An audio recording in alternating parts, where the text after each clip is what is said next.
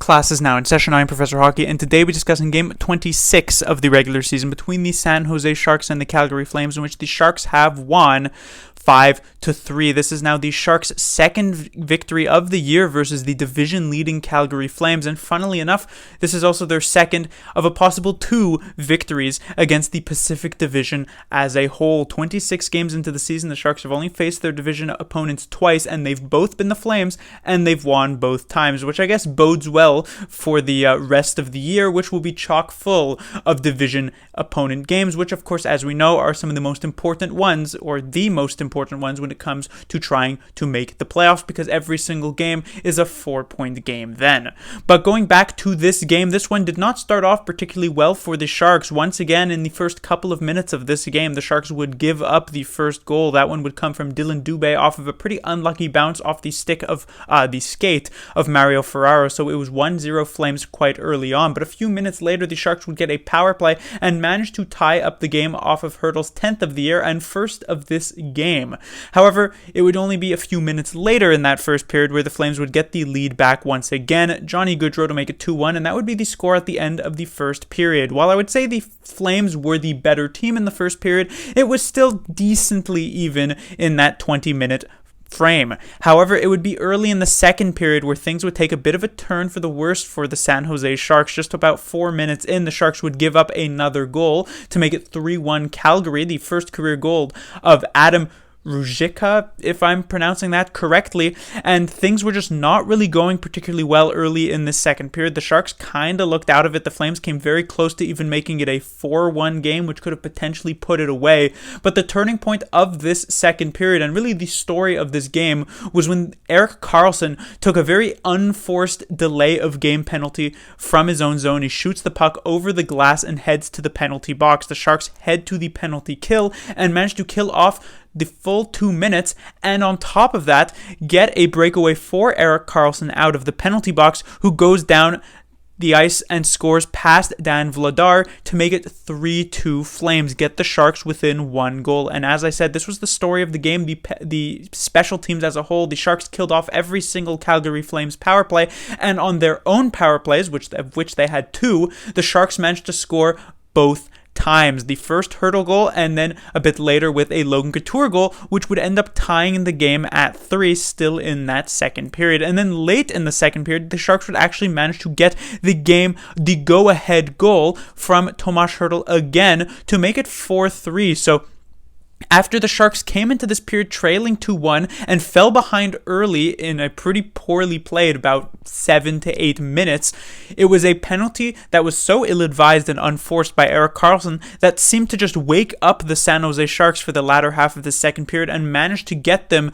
these very key goals to get them the lead here going into the final frame. In the third period, the Flames would push, but I have to give a lot of credit to the Sharks for actually shutting things down rather well. You know, this wasn't a period where it felt as though the seconds were just moving by like watching paint dry, moving by agonizingly slowly. In fact, it felt as though each minute passed quite quickly in this third period because the Sharks didn't necessarily give a ton of great chances to the Calgary Flames. I mean, I look at the last 3-4 minutes of this third period and of this game as a whole, and the Sharks were kind of doing what the New York Rangers had done to the Sharks just a couple of days ago and weren't really allowing the Calgary Flames to get many chances at all. The Flames only managed to get Vladar out with about a minute and a half to go in the third period and didn't really get many chances until they finally got a very weak shot on net for Aiden Hill to save with about 54 seconds to go, and then they called the timeout to try and make something happen. But even after that timeout, the Sharks just continued to shut down the Flames, got the empty netter, which would end up giving Tomas Hertl a hat trick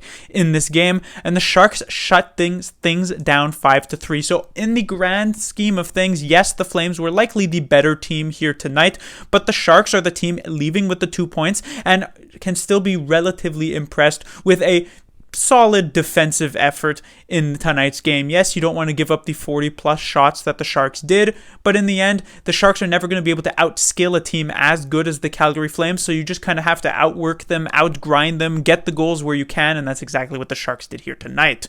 Moving on to the lineup here, the first line, Meyer, Couture, and Dahlin, didn't necessarily blow me away here tonight, but I thought they actually looked quite well in this game. Dahlin had 3 or 4 very good chances to be able to score in this game when it was actually looking like potentially the best player on this line here tonight. So that was definitely nice to see. Couture managed to contribute 3 points in tonight's game, so that'll help out. Meyer surprisingly left off the scoreboard for here tonight, but I didn't think he necessarily played too poorly. Generally, like I said, this first line had a very solid game. On to the second line, which you might be surprised for me to say didn't necessarily have that great of a game, and you might be thinking, well, Tomas Hertl did get a hat trick. Can you really say they didn't have a great game? Well, should be noted that 2 of those 3 goals did not actually occur at even strength, which is what I am evaluating this line at pretty much. The first goal was on the power play. The third goal was on the empty net. So really only that second goal came at even strength. Nice pass from Barabanov. These players did have their moments. I thought Gregor had a couple of nice rushes. Obviously, Hertl scores the hat trick. Barabanov had 2-3 very nice passes. But generally, I don't think it was necessarily an extremely positive night for this line. But when you score 3 goals, or at least a player on your line scores 3 goals, it certainly isn't that bad either. When it comes to the Sharks' third line, surprisingly, this may have been the Sharks' most effective line of the game. I don't think so. I would still give those honors to the first line because I really liked especially how Dahlin looked, like I said.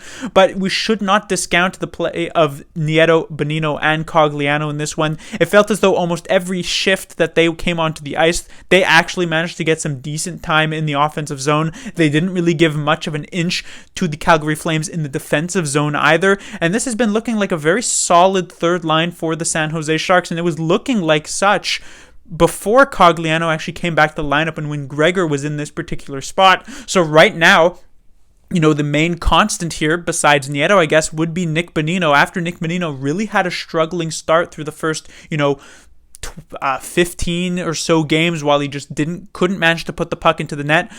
Finally, he got that goal, and things have just really opened up for Bonino, not only offensively, but he has been playing so much better than he was earlier on this season, and that's been nice to see. It's affected this third line very well, and they were one of the better Sharks lines here tonight. When it comes to the fourth line, there was a pretty interesting player substitution that did go on, as Kevin Labanc actually ends up being the healthy scratch here tonight. I don't really take much exception to that. Like I mentioned in a previous video, you could argue whether or not Labanc is playing poorly because he's playing with not the best players, or he's playing with not the best players because Labanc is playing poorly.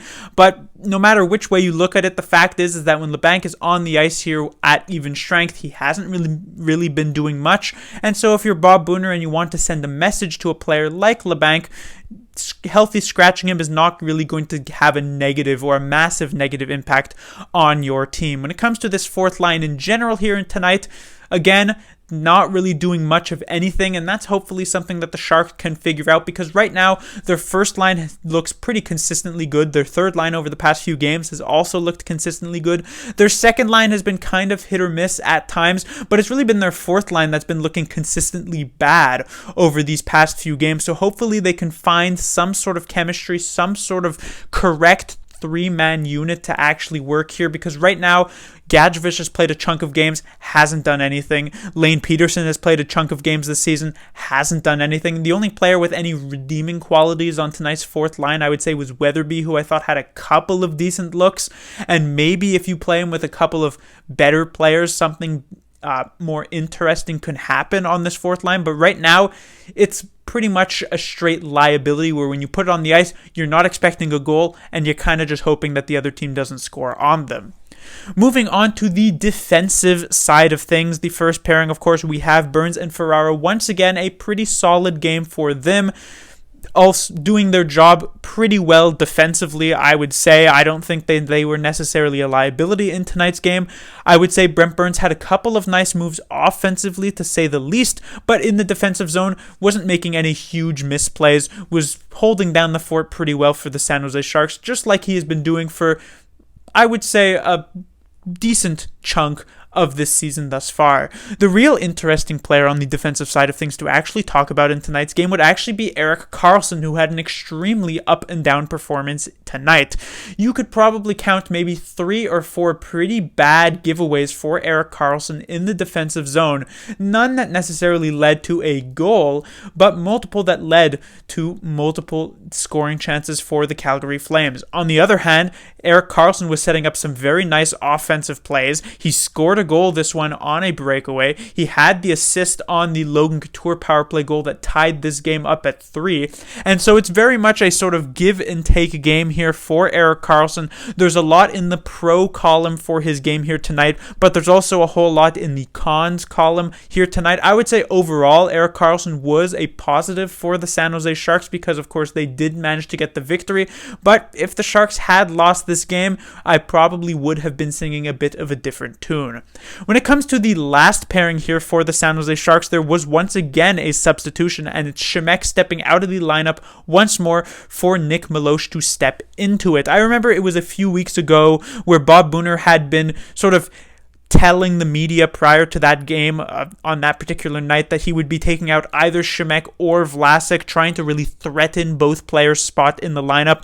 But since then, it's really only ever been Simek stepping out, and Vlasic has still managed to play every single game that he's been healthy here this season thus far. So I don't know how much of a threat Vlasic feels to his actual spot in the lineup if it's just Simek constantly subbing out. When it comes to how Milosh actually played in this game, I thought he had maybe 2 decent plays actually in the near the offensive zone, or at least the neutral zone, though defensively he did not look particularly good. In my eyes, if you're actually going to be making semi-frequent substitutions onto the third pairing, I would probably like to see a more reliable sixth defenseman actually be coming up here. So for instance, a player who we saw when the Sharks were dealing with those COVID issues was Jacob Megna, who I thought was actually rather impressive in that 6-game stretch that he had. And I know obviously he's a pretty big part of the San Jose Barracuda's defensive core, but considering the Barracuda ended up losing 10-1 here tonight to the Calgary Flames farm team, I wouldn't necessarily say he's a key cog of the team because it seems to not be going particularly well anyway.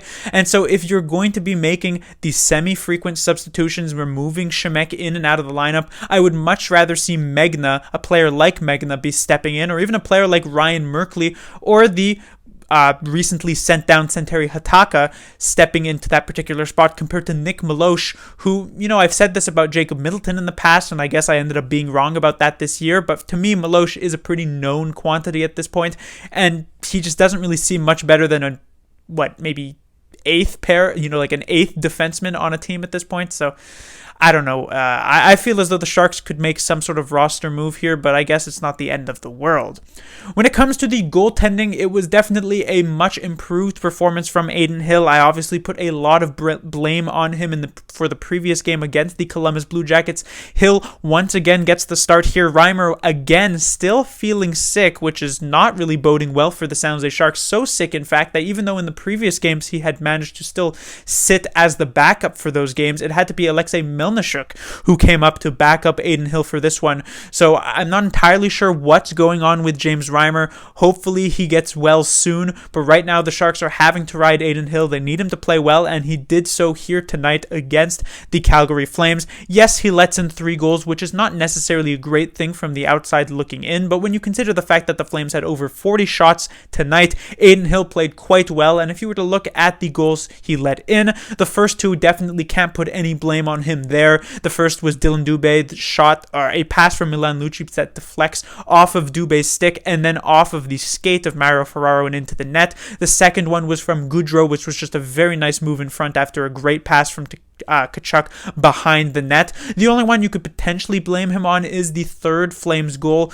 because he does give up a pretty large rebound, but I do believe it was slightly tipped, and so maybe you could give a bit more credit. I am much more willing to give some leeway to Adin Hill in this particular goal because of the rest of his game, compared to if he had played poorly, I would have probably said this is one he has to stop. So a nice game for Adin Hill, great recovery for him. But that will do it for this review. The Sharks will be back in action on Thursday, where they will take on the Minnesota Wild, another team that the Sharks have actually managed to have, very limited success against since they've only played the one game, but they did manage to win that one game. However, since that game that the Wild did lose to the Sharks, they have gone 8-1-1 and are currently on a 7-game winning streak. So the Sharks will definitely have their hands full with Kirill Kaprizov and the rest of the Wild squad.